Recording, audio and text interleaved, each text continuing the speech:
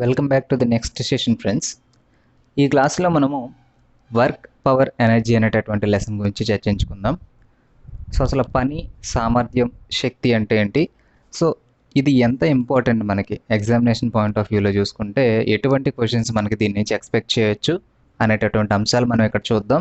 So one by one ప్రతి టాపిక్ని మనం ఇక్కడ డిస్కస్ చేసుకుంటూ వెళ్తామండి. సో కంప్లీట్లీ మనకి ఏంటంటే ఎనర్జీలో టైప్స్ ఆఫ్ ఎనర్జీస్ ఏమేమి ఉన్నాయి, అలాగే సోర్సెస్ ఆఫ్ ఎనర్జీస్లో renewable energies, non renewable energies ఉంటాయి కదా, సో వాటి వరకు మనం ఇక్కడ డిస్కస్ చేద్దాం.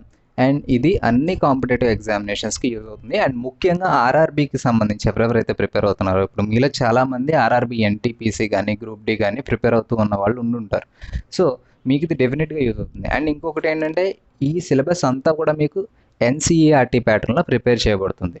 ఓకే, ఇంగ్లీష్ మీడియం విద్యార్థులైనా తెలుగు మీడియం విద్యార్థులైనా మీకు ఇది యూజ్ అవుతుంది. అలాగే ఎవరైనా కానీ బుక్ సజెస్ట్ చేయండి అని అడిగే వాళ్ళు ఉంటే మీరు అరిహంత్లో కానీ లూసెంట్లో కానీ జనరల్ సైన్స్ బుక్ ఉంటుందండి. అరిహంత్ కానీ లూసెంట్ కానీ జనరల్ సైన్స్ బుక్ తీసుకోండి. ఏదైనా కానీ మీకు మంచి కంటెంటే ఉంటుంది. ఓకే, ఒక కాంపాక్ట్ సిలబస్ టైప్ అనమాట. వాళ్ళు ఏంటంటే సో ఆల్రెడీ ఎన్సీఆర్టీకి సంబంధించి ఎటువంటి ముఖ్యమైనటువంటి అంశాలు జోడించడం అనేది ఇంపార్టెంట్, సో అవన్నీ కలిపి మీకు బుక్స్ని ప్రిపేర్ చేసి ఉంచారు. సో అవి ఆల్రెడీ నేను ప్రీవియస్ క్లాసెస్ చెప్పినా కానీ వాటి నుంచి చెప్పినవే. లేదు మేము already 6th to 10th class NCERT books prepare అవుతూ ఉన్నాము అనుకుంటే so that is also well and good. మీరు వాటితోటి ప్రిపరేషన్ అనేది కొనసాగించవచ్చు. ఓకేనా? సో ఇక ఏమైనా డౌట్స్ ఉన్నా కానీ మీరు క్వశ్చన్ ట్యాబ్లో క్వశ్చన్ చేయొచ్చండి. సో అక్కడి నుంచి నేను రిప్లై ఇస్తాను. ఓకే, సో మన క్లాస్ అయితే స్టార్ట్ చేద్దాము. జనరల్గా ఏదైనా ఒక వర్క్ జరిగింది అని చెప్పాలి అంటే దానికి రిజల్టెంట్ ఏంటి, మనము కొంత ఫోర్స్ అనేది యూజ్ చేయాలి. ఏదో ఒక బాడీ అనేటటువంటిది కదిలించాలనుకున్నాం, కదిలినప్పుడే కదా ఏదో పని అయింది అని చెప్తాము. సో అంటే అక్కడ ఏమవుతుంది, ఒక బాడీ అనేటటువంటిది డిస్ప్లేస్ అయితే by applying some force on it. Okay, for example ఇలా ఒక బ్లాక్ ఉంది, దీని పొజిషన్ ఇక్కడి నుంచి ఇక్కడికి మార్చాలి అని అనుకుందాం. సో మనము ఈ డైరెక్షన్లో ఫోర్స్ అనేది ఇస్తాం. సో ఇప్పుడు దీని యొక్క డిస్ప్లేస్మెంట్ ఇక్కడి నుంచి ఇక్కడికి ఉంటుంది. ఓకే, సో ఈ బ్లాక్ మూవ్ అవుతే ఇక్కడికి వస్తుంది. సో ఇప్పుడు ఏమవుతుంది, ఫోర్స్ యూజ్ చేసాము, సమ్ డిస్ప్లేస్మెంట్ ఎస్ అనేటటువంటి డిస్ప్లేస్మెంట్ పొందింది. సో అంటే ఈ రెండింటి యొక్క ప్రోడక్ట్ని మనం ఏమని చెప్తాము, కలిపి వర్క్ అని చెప్తాం, వర్క్ డన్ అని చెప్తాం. అర్థమవుతుందండి? వర్క్ డన్ అంటే ఎప్పుడూ సరే బలము మరియు స్థానభ్రంశముల యొక్క ప్రోడక్ట్ అనమాట. ఓకేనా, బలము మరియు స్థానభ్రంశముల యొక్క ప్రోడక్ట్ అని చెప్పొచ్చు. అందువల్లే మనం ఈక్వేషన్ ఎలా రాస్తామంటే W is equals to F into S అని రాస్తాం. W is equals to F into S. ఏంటండి అంటే W అనేది వర్క్కి రిప్రజెంటేషన్, అలాగే ఎఫ్ అనేది ఫోర్స్కి రిప్రజెంటేషన్. ఫోర్స్ అంటే బలము, ఫోర్స్కి. ఓకే, నెక్స్ట్ ఎస్ అంటే స్థానభ్రంశం, ఎస్ అంటే డిస్ప్లేస్మెంట్, స్థానభ్రంశం అనమాట.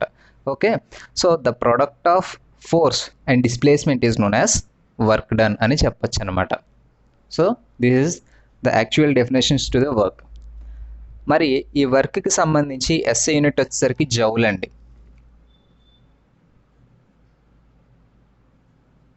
Okay, joule.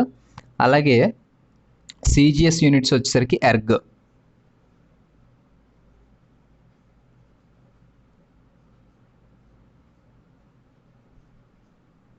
ఓకే, గుర్తుంచుకోండి.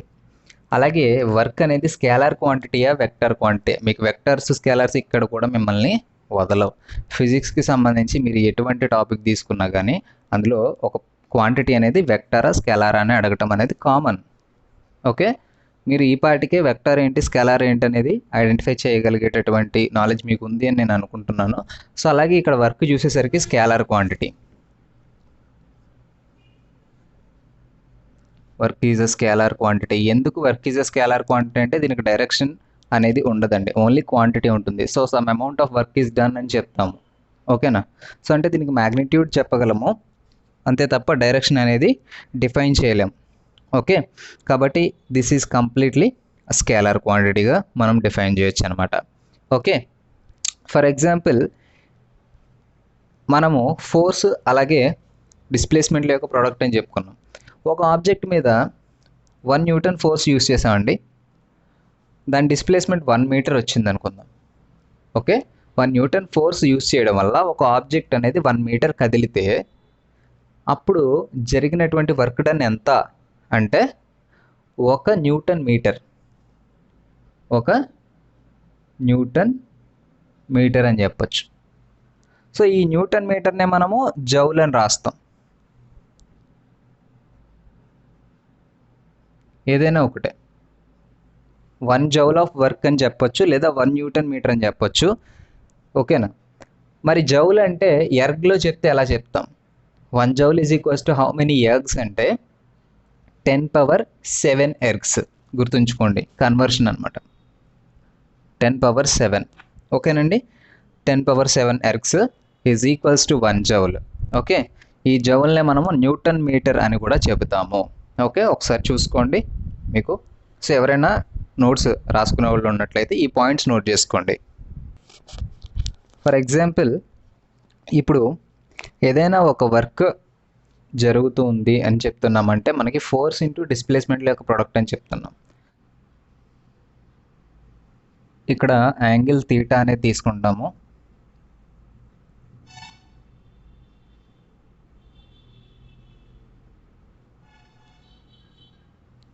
సో ఇలా ఇచ్చాను. ఈ ఫిగర్ యొక్క అర్థం ఏంటి అంటే డిస్ప్లేస్మెంట్ అనేది ఈ డైరెక్షన్లో ఉంది. ఎస్. ఓకే, ఫోర్స్ అనేది సమ్ యాంగిల్ ఈ డైరెక్షన్లో ఉంది. సో అంటే ఇక్కడ దీన్ని బట్టి ఫామ్ అయిన యాంగిల్ తీటా అని చెప్తున్నాం. ఓకే, మరి మనకి ఫోర్స్ ఎటువైపు యాక్ట్ చేస్తుంది ఇక్కడ? సో ఈ డైరెక్షన్లో ఉందనుకున్నా కానీ ఇటు నుంచి మీరు పుష్ చేసినప్పుడే కదా డిస్ప్లేస్మెంట్ ఇటువైపుకి వెళ్ళింది. ఓకే, సో ఇక్కడ జరుగుతున్నది పుల్లింగ్ యాక్టివిటీ. ఫర్ ఎగ్జాంపుల్, మీరు పుష్ చేసినా కానీ డిస్ప్లేస్మెంట్ ఉండే డైరెక్షన్లోనే మీ ఫోర్స్ అనేది యాక్ట్ చేస్తుంది. ఓకే, సో అప్పుడు ఇక్కడ మేక్ చేసే యాంగిల్ ఎంత? తీటా అని తీసుకుంటాం. కాబట్టి దీన్ని ఎలా రాస్తామంటే ఎఫ్ఎస్ కాస్ తీటా. ఓకేనా, ఎఫ్ఎస్ కాస్ తీటా అని రాస్తామండి. అర్థమవుతుందా? FS cos theta. For example, దీన్నే మనం రివర్స్లో తీసుకున్నా కానీ ఈ టర్మ్స్ అనేవి ఇటు ఉంటాయి, but angle is same and the formula is same అనమాట. సో ఎఫ్ఎస్ కాస్ తీటా అనేది ఇలా తీసుకుంటాము. మరి ఇది ఎక్కడ ఎక్కువ ఉంటుంది, ఎక్కడ తక్కువ ఉంటుంది? ఓకేనా, అంటే తీటా వాల్యూ అనేది మ్యాక్సిమం ఎక్కడ ఉంటుంది అంటే 0 degrees దగ్గర ఉంటుంది. ఓకే,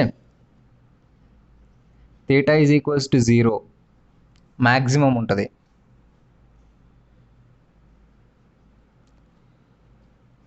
అదే మినిమం అయితే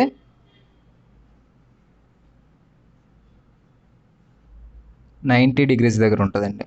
ఓకేనా, సో ఆల్రెడీ మీకు ట్రిగనోమెట్రీ తెలుసు కదా. తీటా వాల్యూని బట్టి అంటే మనకి ఎక్కడ ఎక్కువ ఉంటుంది, ఎక్కడ తక్కువ ఉంటుంది అంటే కాస్ 0 దగ్గర మ్యాక్సిమం ఉంటుంది, మినిమం ఎక్కడ ఉంటుంది అంటే 90 degrees దగ్గర. ఓకేనా, సో ఇంకోసారి చెప్తున్నా, మనకి ఫోర్స్ డిస్ప్లేస్మెంట్ ఒకే డైరెక్షన్లో ఉంటాయి అనమాట. వర్క్ డన్ ఏ డైరెక్షన్లో ఉంటుంది అంటే ఫోర్స్ డిస్ప్లేస్మెంట్ ఏ డైరెక్షన్లో ఉంటాయి అటు ఉంటుంది.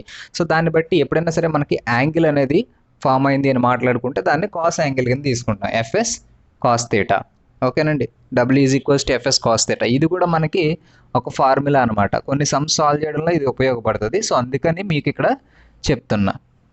ఓకేనా, అలాగే దీంతో పాటు నెక్స్ట్ టైప్స్ ఆఫ్ వర్క్ అండి. ఓకేనా, పనిలో ఉండేటటువంటి రకాలు, టైప్స్ ఆఫ్ వర్క్.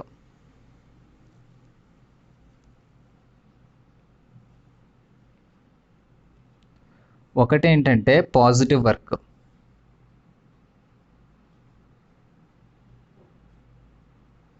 ఓకేనా, ఇంకొకటి నెగటివ్ వర్క్.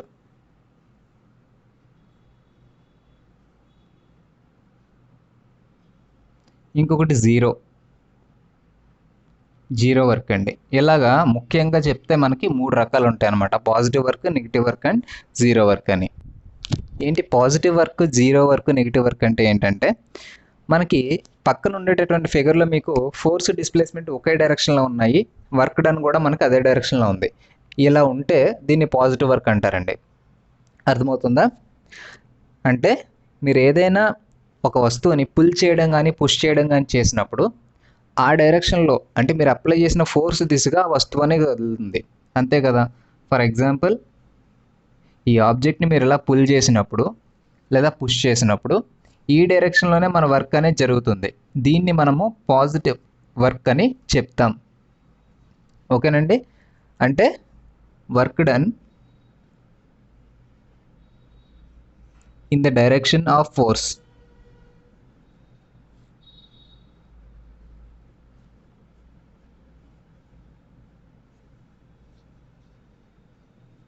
ఓకేనా.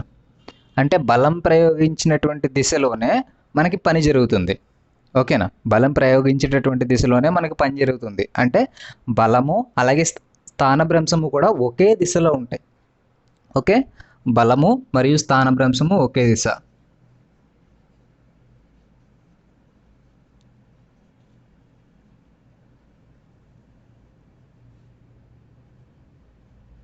ఒకే దిశలో ఉంటాయి. ఓకేనా. సో అలా కాకుండా నెగిటివ్ వర్క్ అంటే ఏంటంటే దీనికి రివర్స్ ప్రాసెస్ అనమాట. మీరు ఒక డైరెక్షన్లో ఫోర్స్ అప్లై చేస్తే డిస్ప్లేస్మెంట్ ఇంకో డైరెక్షన్లో ఉంటుంది. అటువంటి వర్క్ని ఏమంటారంటే నెగిటివ్ వర్క్ అంటారనమాట. ఓకేనండి. దీనికి బెస్ట్ ఎగ్జాంపుల్ ఏంటంటే స్లైడింగ్ ఆబ్జెక్ట్స్ అండి. ఏదైనా ఒక రఫ్ సర్ఫేస్ మీద నుంచి, ఓకేనా, ఏదైనా ఒక లైట్ రఫ్ సర్ఫేస్ ఏదైనా ఉందనుకోండి. సో దీని నుంచి ఏదో ఒక ఆబ్జెక్ట్ అనేది జారుతూ ఉందనుకుందాం. ఓకే, సో ఇప్పుడు ఇలా ఇది రోల్ అవుతూ జారుతుంది. బట్ ఇక్కడ ఏమవుతుంది, ఈ ఆబ్జెక్ట్ ప్లేన్ వల్ల, అర్థమవుతుందా, ఈ ఆబ్జెక్ట్ ప్లేన్ వల్ల అక్కడ డెవలప్ అయ్యే ఫోర్స్ ఏంటండి, frictional force, right. Frictional force, ఘర్షణ బలం. ఈ ఘర్షణ బలం ఎలా పనిచేస్తుంది, ఈ ఆపోజిట్ డైరెక్షన్లో పనిచేస్తుంది. అంటే దీన్ని ఆపడానికి ప్రయత్నిస్తుంది. కానీ డిస్ప్లేస్మెంట్ ఎలా ఉంటుంది, దీని యొక్క తలం యొక్క స్వభావం వల్ల క్రిందకి జారుతూ ఉంటుంది. ఈ స్లైడ్ నుంచి రోల్ అవుతూ ఇక్కడ క్రిందకి దిగుతుంది. అంటే మనకి డిస్ప్లేస్మెంట్ ఈ డైరెక్షన్లో ఉంది, ఎస్. ఓకేనా. ఫోర్స్ ఈ డైరెక్షన్లో ఉంది, ఎఫ్. అంటే ఈ రెండు ఆపోజిట్ డైరెక్షన్లో ఉన్నాయి కదా, అర్థమవుతుందండి. డిస్ప్లేస్మెంట్ అలాగే ఫోర్స్ రెండు ఆపోజిట్ డైరెక్షన్లో ఉన్నాయి. ఇక్కడ వాడబడుతున్న ఫోర్స్ ఫ్రిక్షనల్ ఫోర్స్. దీన్ని ఒక ఎగ్జాంపుల్గా తీసుకొని ఈ డైరెక్షన్స్ అంటే ఎప్పుడైతే డిస్ప్లేస్మెంట్ ఫోర్స్ ఈ రెండు కూడా ఆపోజిట్ డైరెక్షన్లో ఉన్నాయో దీన్ని మనము నెగటివ్ వర్క్ అని పిలుస్తామండి. అర్థమవుతుందా, నెగటివ్ వర్క్ అని పిలుస్తాం. ఇక మిగిలింది ఏంటంటే జీరో వర్క్. జీరో వర్క్ పేరులోనే తెలుస్తుంది, అక్కడ ఎటువంటి వర్క్ జరగట్లేదు, జీరో వర్క్. మరి ఇది ఎలా ఉంటుంది అంటే ఎప్పుడైనా సరే ఫోర్సు డిస్ప్లేస్మెంట్ ఈ రెండు పర్పెండిక్యులర్గా ఉన్నప్పుడు. ఓకేనా. సో అంటే ఒక ప్లేన్ మీద ఫోర్స్ ఇలా అప్లై చేశారనుకోండి, డిస్ప్లేస్మెంట్ ఏమైనా ఉంటుందా, డిస్ప్లేస్మెంట్ ఏమైనా ఉంటుందా. ఫోర్స్ అనేది ఇలా అప్లై చేసినప్పుడు perpendicular to the plane apply చేసినప్పుడు మనకి డిస్ప్లేస్మెంట్ అనేది 1% కూడా ఛాన్స్ ఉండదు. ఆబ్జెక్ట్ ఇక్కడే ఉంటుంది తప్ప ఇటు కానీ ఏ డైరెక్షన్కి మూవ్ అయ్యే ఛాన్స్ అనేది ఉండదు. ఓకేనా. ఎందుకంటే this is the plane, you are applying some force perpendicular to the plane. అప్పుడు ఆ ఆబ్జెక్ట్ అనేది ఎటు కదలదు, అక్కడే ఉంటుంది. మేబీ ఆ ఫోర్స్ వల్ల దాని షేప్లో చేంజ్ రావచ్చు తప్ప దాని యొక్క స్థానభ్రంశంలో ఎటువంటి మార్పు రాదు.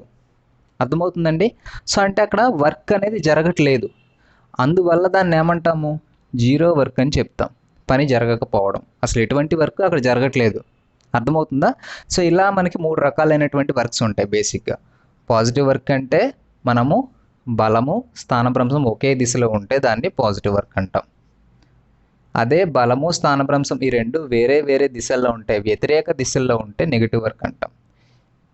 ఈ రెండు ప్యారలల్గా ఒకదానికొకటి లంబంగా ఉంటే, ప్యారలల్ కాదు పర్పెండిక్యులర్గా ఒకదానికొకటి లంబంగా ఉంటే ఇక్కడ జీరో వర్క్ అని చెబుతాం, గుర్తుంచుకోండి. అండ్ మీకు ఇంకొక 2 ఎగ్జాంపుల్స్ చెప్తాను. సో దీన్ని బట్టి మీకు జీరో వర్క్ అంటే ఏంటనేది కంప్లీట్గా అర్థమవుతుంది. చూడండి. ఫర్ ఎగ్జాంపుల్, ఎవరైనా ఒక కూలీ కొంత వెయిట్ని మోసుకెళ్తూ ఉంటే అప్పుడు జరిగేటటువంటి వర్క్ పాజిటివ్ వర్కా నెగిటివ్ వర్కా లేదా జీరో వర్కా అని మనకు క్వశ్చన్ రావచ్చు. ఓకే, సో ప్రీవియస్ ఇయర్ ఎగ్జామ్స్లో అడిగినటువంటి 2 క్వశ్చన్స్ని నేను మీకు ఇక్కడ ఎక్స్ప్లెయిన్ చేస్తున్నా. ఒక కూలీ కొంత వెయిట్ అనేది అతని హెడ్ మీద పెట్టుకొని నడుస్తూ ఉన్నప్పుడు, ఓకే, సమ్ వెయిట్ ఒక కూలి తన హెడ్ మీద పెట్టుకొని నడుస్తూ ఉన్నప్పుడు ఇప్పుడు ఏమవుతుంది ఇక్కడ, ఇతను ముందుకు కదులుతాడు. ఓకే, ఇతను ముందుకు కదులుతాడు, బట్ మనకి ఫోర్స్ ఎలా యాక్ట్ చేస్తుంది, ఎలా యాక్ట్ చేస్తుంది. డిస్ప్లేస్మెంట్ ఎలా ఉంటుంది, ఎలా ఉంటుంది, రైట్. సో ఎందుకు ఇతను డిస్ప్లేస్ అవుతున్నాడు, ఓకేనా, బట్ ఫోర్స్ అనేది ఇలా ఉంది, ఎఫ్ ఈ విధంగా ఉంది, ఎస్ ఈ విధంగా ఉంది. ఎప్పుడైతే మనకి ఎఫ్ ఎస్ పర్పెండిక్యులర్గా ఉన్నాయో, అంటే ఫోర్స్ డిస్ప్లేస్మెంట్ పర్పెండిక్యులర్గా ఉన్నాయో, దాన్ని ఏమంటామంటే జీరో వర్క్ అంటాం. ఓకేనండి. మీకు ఎప్పుడైనా సరే జనరల్ సైన్స్ గురించి అడుగుతున్నప్పుడు రియల్ టైమ్ ఎగ్జాంపుల్స్ గురించి మాట్లాడాలంటే ఇటువంటి ఎగ్జాంపుల్స్ ఇస్తాడనమాట. ఒక కూలీ అతను రైల్వే స్టేషన్లోనో లేదా బస్ స్టాండ్లోనో ఏదో ఒక చిన్న సిచ్యువేషన్ క్రియేట్ చేసి ఒక కూలీ అతను కొంత వెయిట్ని తన నెత్తి మీద పెట్టుకొని మోసుకెళ్తూ ఉంటే అక్కడ జరిగేటటువంటి వర్క్ అనేది ఏ విధంగా ఉంటుంది, పాజిటివా, నెగిటివా, జీరో వర్కా, పై ఆప్షన్స్ ఏవి కాదా, ఇలా 4 ఆప్షన్స్ ఇస్తాడు. ఓకే, సో చాలామంది పాజిటివ్ వర్క్ అంటారు, ఎందుకంటే ఫోర్స్ ఉంది, అలాగే డిస్ప్లేస్మెంట్ అనేది కూడా వెళ్తూ ఉన్నది కదా అనుకుంటారు, కానీ ఫోర్స్ ఏ డైరెక్షన్లో ఉంటుంది అనేది ఆలోచించరు. ఓకే, ఫోర్స్ ఇలా ఉంటుంది, డిస్ప్లేస్మెంట్ ఇలా ఉంటుంది, ఆ డిస్ప్లేస్మెంట్ కూడా ఇతని వల్ల. ఓకే, సో ఇక్కడ ఏమవుతుంది, రెండు పర్పెండిక్యులర్గా ఉన్నాయి, అప్పుడు జరిగేటటువంటి వర్క్ని జీరో వర్క్గా పరిగణిస్తారనమాట. ఓకే, అలాగే ఇంకొకటి, ఏదైనా ఒక వృత్తాకారంలో చలించేటటువంటి వస్తువు చేసేటటువంటి వర్క్ ఎలాంటిది, వృత్తాకారంలో చలించే వస్తువు అంటే ఒక సైకిల్ ఉందండి, ఇదే షేప్లో తిరుగుతూ ఉంది. Okay, after completing one rotation, after completing one rotation the work done completed by that vehicle is. ఒక కంప్లీట్ రొటేషన్ చేసిన తర్వాత వర్క్ డన్ ఎంత అంటే ఏం చెప్తాం అక్కడ, జీరో అని చెప్తాం. ఓకే, సో ఎందుకంటే మనకి ఇక్కడ డైరెక్షన్ అనేటటువంటి దానికి ఫోర్స్ అనేది పర్పెండిక్యులర్గా ఉంది ఈ కేసులో కూడా. ఓకే, సో ఇలా ఉంది ఫోర్స్ అనేది. ఓకే, మనకి ప్లేన్ మీద చూసుకుంటే ఫోర్స్ అనేది ఇలా ఉంటుంది, సైకిల్ అనేది ఇక్కడ ఉంటుంది. సో ఇక్కడ మూవ్ అవుతూ తిరిగి మళ్ళీ ఇక్కడికే వస్తుంది. సో ఇక్కడ కూడా ఫోర్స్ అనేది పర్పెండిక్యులర్గానే ఉంటుంది, డిస్ప్లేస్మెంట్ అనేది ఇలా ఉంటుంది. ఓకే, సో ఎక్కడెక్కడికైతే ఈ వెహికల్ మూవ్ అవుతుందో సో ప్రతి పాయింట్ దగ్గర కూడా ఫోర్స్ అనేది పర్పెండిక్యులర్గానే ఉంటుంది. ఫర్ ఎగ్జాంపుల్ ఎలా ఉన్నట్టయితే ఈ పాయింట్ దగ్గర చూసుకుంటే ఎస్ ఈ పాయింట్ దగ్గర ఉంటే ఎఫ్ ఈ పాయింట్ దగ్గర ఉంటుంది, అదే ఎస్ ఈ పాయింట్ దగ్గరికి వచ్చింది అనుకుందాం, ఫోర్స్ ఇలా ఉంటుంది. ఓకే, సో అదే ఎస్ ఈ పాయింట్ దగ్గరికి వచ్చింది, ఫోర్స్ ఎలా ఉంటుంది, ఇలా ఉంటుంది. ఓకే, సో అంటే మీరు ఇక్కడ కన్సిడర్ చేసుకోవాల్సింది రెండింటి మధ్య ఉండే రిలేషన్ పర్పెండిక్యులరా, ప్యారలలా, లేకపోతే ఏదైనా యాంగిల్ టైప్లో ఉందా, లేదా ఆపోజిట్గా ఉందా, ఇది కన్సిడర్ చేసుకుని మీరు ఎటువంటి వర్క్ జరిగిందనేది చెప్పాలి. ఓకేనా, కన్ఫ్యూజ్ కావద్దు, కొంచెం క్లియర్గా అర్థమవుతుందని ఎగ్జాంపుల్ ఇచ్చాను. ఓకేనా, సో ఇక్కడతో మనకి వర్క్కి సంబంధించిన ముఖ్యమైనటువంటి అంశం కంప్లీట్ చేసుకున్నాం. నెక్స్ట్ మనం పవర్ అంటే ఏంటనేది చూద్దాం. సో పవర్ గురించి చూద్దామండి. దీన్నే మనం సామర్థ్యం అంటాం.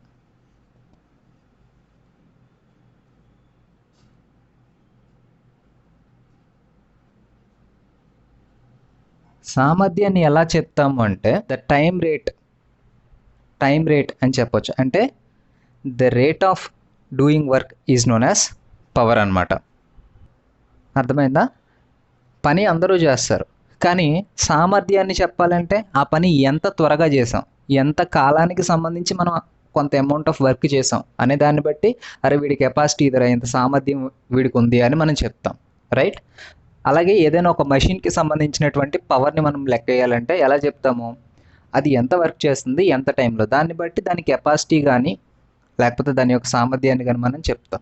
Okay, the rate of doing work లేదా the rate of work done is called power.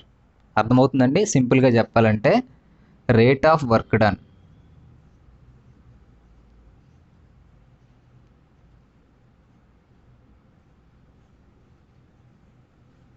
So rate of work done అన్నాను కాబట్టి ఎలా రాసుకోవచ్చు దీన్ని, వర్క్ బై టైం, ఇలా రాయొచ్చు కదా, వర్క్ బై టైం అని రాసుకోవచ్చు.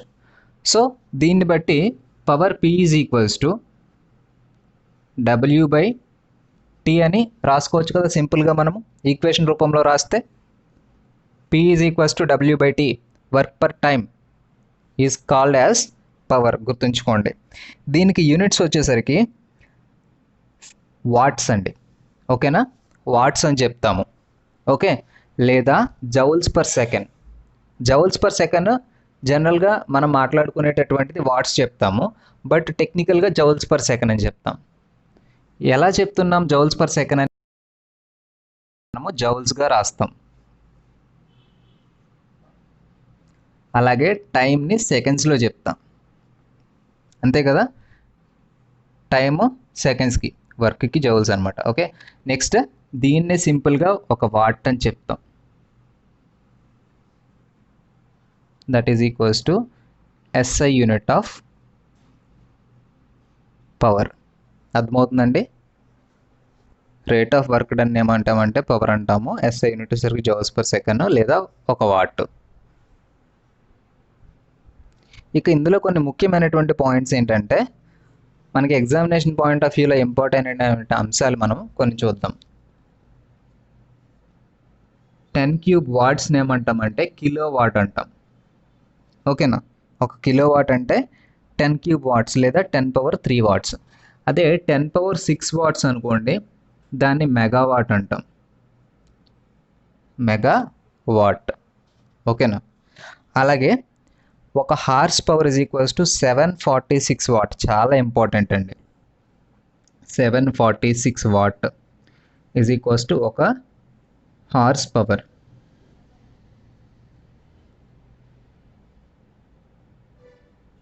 ఓకేనండి.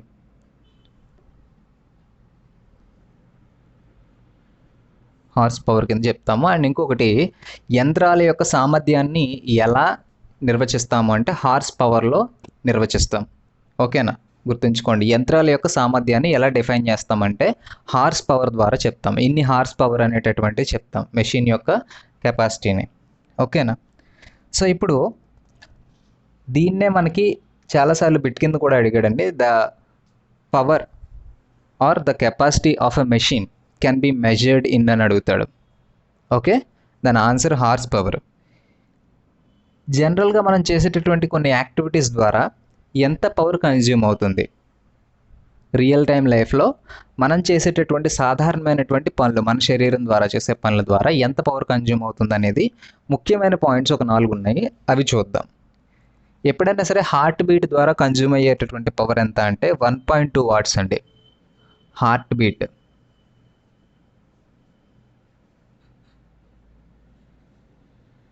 1.2 వాట్స్. అలాగే స్లీపింగ్ 75 వాట్స్ అండి.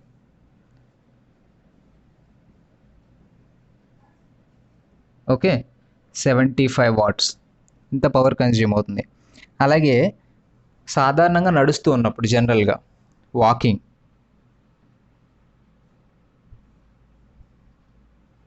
వాకింగ్లో ఉన్నప్పుడు మనకి 200 వాట్స్ పవర్ కన్జ్యూమ్ అవుతుంది. అలాగే సైక్లింగ్ చేసినప్పుడు లేదా బైస్కిలింగ్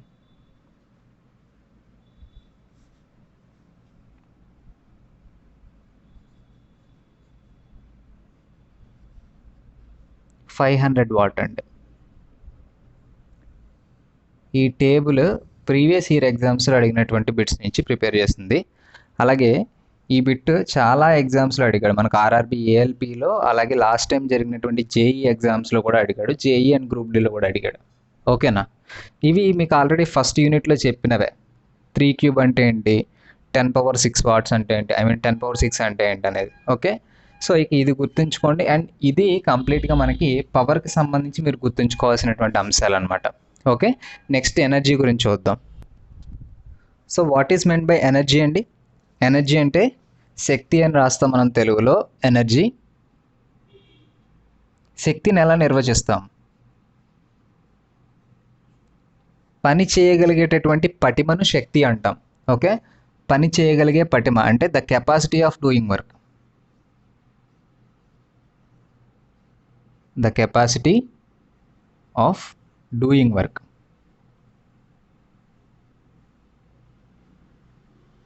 ఓకేనా. ఇక్కడ మీరు మూడింటి యొక్క డిఫరెన్సెస్ గుర్తుపెట్టుకోండి. వర్క్ అంటే ఏదైనా బలం ప్రయోగించినప్పుడు కొంత స్థానభ్రంశం చెందితే దాన్ని వర్క్ అంటున్నాం. ఓకేనా. అలాగే ఆ వర్క్ ఎంత టైంలో చేస్తాము అనేది పవర్ అని చెప్తున్నాం. ఓకేనా. ఎంత పని చేయగలము అనే దాన్ని ఎనర్జీగా చెప్తున్నాం. ఎంత పని చేయగలము అనే దాన్ని మనం ఇక్కడ ఎనర్జీగా చెప్తున్నాం అనమాట. The capacity of doing work, మనం చేయగలిగేటటువంటిది, మన capability of doing work is called an energy. ఓకేనా. సో ఇలాగ మూడింటికి డిఫరెన్స్ అనేది గుర్తుంచుకోండి, చాలా సింపుల్. ఓకే. సో ఇప్పుడు ఈ ఎనర్జీ కూడా మనకి స్కేలార్ క్వాంటిటీ, ఎనర్జీని కూడా స్కేలార్ క్వాంటిటీగా చెప్తాం. అలాగే ఇందాక చెప్పుకున్నటువంటి పవర్ కూడా స్కేలారే, అలాగే వర్క్ కూడా స్కేలారే. గుర్తుంచుకోండి, వర్క్, పవర్, ఎనర్జీ మూడు కూడా స్కేలార్ క్వాంటిటీస్ అండి. ఓకేనా. అండ్ దీనికి కూడా యూనిట్స్ వచ్చేసరికి జౌల్స్. ఓకే. వర్క్కి యూనిట్స్ జౌల్స్, అలాగే ఎనర్జీకి కూడా units joules. Units of work and energy is equals to joule. ఏంటండి ఇది? SI unit. ఓకే. సో గుర్తుంచుకోండి. అదే సిజిఎస్ యూనిట్ అయితే సేమ్, ఎర్గ్స్. సిజిఎస్లో అయితే ఎర్గ్. ఓకేనా. అలాగే ప్రీవియస్గా చెప్పుకున్నటువంటిది ఏంటి? పవర్. పవర్కి సంబంధించి జౌల్స్ పర్ సెకండ్. సెకండ్ ఎందుకు వచ్చింది అక్కడ? మనము టైంతో మెన్షన్ చేస్తున్నాం కాబట్టి. పవర్కి యూనిట్స్ వచ్చేసరికి జౌల్స్ పర్ సెకండ్. ఈ రెండు వేరు, ఇది వేరు. ఓకేనా. సో యూనిట్స్ మాత్రం మారుతాయి, ఈ రెండింటికి ఒకటే, ఇక్కడ మాత్రం యూనిట్స్ మారుతాయి. ఓకే. డెఫినేషన్ యూనిట్స్ చాలా ఇంపార్టెంట్, అండ్ మూడు కూడా స్కేలార్ క్వాంటిటీస్ అండి. ఓకేనా. సో ఎప్పుడైనా సరే ఈ ఎనర్జీకి సంబంధించి చూసుకున్నట్లయితే లార్జ్ క్వాంటిటీకి సంబంధించిన యూనిట్ని ఏమంటామంటే కిలో జౌల్ అంటాం. పెద్ద అమౌంట్లో చెప్తే దాన్ని కిలో జౌల్ అంటాం అనమాట. 10 క్యూబ్ జౌల్స్ని కిలో జౌల్ అని చెప్తాం అనమాట. ఓకే. సో ఇక్కడ మనకి ప్రాక్టికల్ టేబుల్ ఒకటి ఉందండి, అంటే మనకి ఎనర్జీ కన్వర్షన్కి సంబంధించిన ముఖ్యమైన టేబుల్. ఇక్కడ కొన్ని యూనిట్స్ ఉన్నాయి. ఏంటంటే 10⁻⁷ ఎర్గ్ని 1 జౌల్ అని పిలుస్తాం, ఆల్రెడీ మనం చూసాము. అలాగే 4.2 జౌల్స్ అనుకోండి, దాన్ని 1 క్యాలరీ అని చెప్తాం. ఓకేనా. ఇవి ఎందుకు చెప్తున్నాను పర్టికులర్గా అంటే బిట్స్లో ఇలాంటివి చాలా వస్తాయి మనకి. ఓకే. ఇటువంటి మనకి చిన్న చిన్నవి బిట్స్లో అడుగుతాడు, మనం పెద్దగా పట్టించుకోం కాబట్టి మార్కులు అనేవి ఈజీగా పోతాయి. కాబట్టి గుర్తుంచుకోండి, 4.2 జౌల్ అంటే 1 క్యాలరీ. అలాగే 3.6 × 10⁻⁶ జౌల్స్ని 1 కిలోవాట్ అవర్ అని చెప్తాం. ఓకేనా. 1 కిలోవాట్ అవర్ అంటే ఎన్ని జౌల్స్? 3.6 × 10⁻⁶ జౌల్స్ అనమాట. ఓకేనండి. అలాగే 1.6 × 10⁻⁻19 జౌల్స్ అంటే 1 ఎలక్ట్రాన్ వోల్ట్. ఓకేనా. 1.6 × 10⁻⁻19 జౌల్స్ అంటే 1 ఎలక్ట్రాన్ వోల్ట్. ఇక్కడ మనము 10⁻⁷ ergs is equals to 1 joule అన్నాం. వాడు అలా కాకుండా 1 ఎర్గ్ ఈజ్ ఈక్వల్స్ టు ఎన్ని జౌల్స్ అన్నాడు అనుకోండి. 1 erg is equals to 10⁻⁻7 joules అని రాయొచ్చు. ఓకే. 10⁻⁻7 జౌల్స్ అయితే 1 ఎర్గ్, లేదా 10⁻⁷ ఎర్గ్స్ అయితే 1 జౌల్. ఓకేనా. గుర్తుంచుకోండి. ఓకే. సో ఇది ముఖ్యంగా మనకి ఎనర్జీకి సంబంధించినటువంటి కొన్ని యూనిట్స్. ఇదే ఎనర్జీలో మనకి డిఫరెంట్ ఫామ్స్ ఏముంటాయంటే హీట్ ఎనర్జీ ఉంటుంది, ఇంటర్నల్ ఎనర్జీ ఉంటుంది, ఎలక్ట్రికల్ ఎనర్జీ ఉంటుంది, కెమికల్ ఎనర్జీ ఉంటుంది, న్యూక్లియస్ ఎనర్జీ ఉంటుంది. ఇలా డిఫరెంట్ టైప్స్ ఆఫ్ ఫామ్స్ ఉన్నాయి. ఓకే. సో ఇవన్నీ మనం నెక్స్ట్ క్లాస్లో చూసుకుందాం. సో ఇది వర్క్, పవర్, ఎనర్జీకి సంబంధించిన ఇంట్రడక్టరీ క్లాస్ ఇక్కడితో కంక్లూడ్ చేస్తున్నాను. నెక్స్ట్ వీడియోలో కలుసుకుందాం.